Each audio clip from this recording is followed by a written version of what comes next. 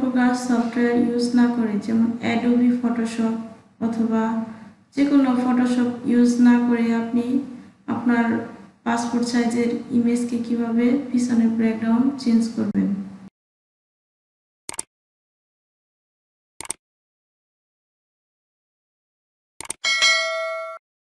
প্রথমে ব্রাউজারটি ওপেন করলাম, গুগলে সার্চ করবেন চেঞ্জ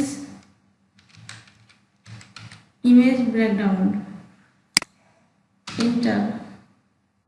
চেঞ্জ ইমেজ ব্যাকগ্রাউন্ড,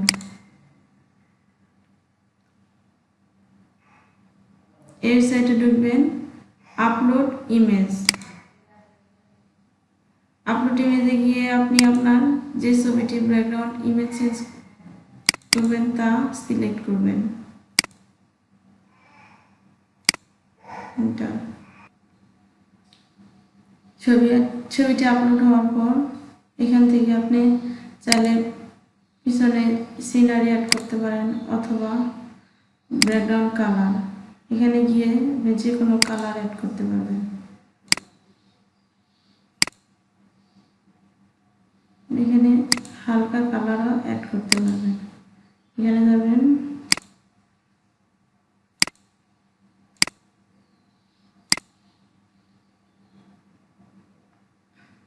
এভাবে আপনি যে কোনো ইমেজের পিছনের ব্যাকগ্রাউন্ড কালার চেঞ্জ করতে পারবেন কোনো রকম ফটোশপ সফটওয়্যার ছাড়াই। এরপর আপনি এখানে ডাউনলোডে ক্লিক করবেন, ইমেজটি ডাউনলোড হয়ে গেছে। আমাদের ভিডিও যদি আপনাদের ভালো লাগে অবশ্যই আমার চ্যানেলটি সাবস্ক্রাইব করবেন।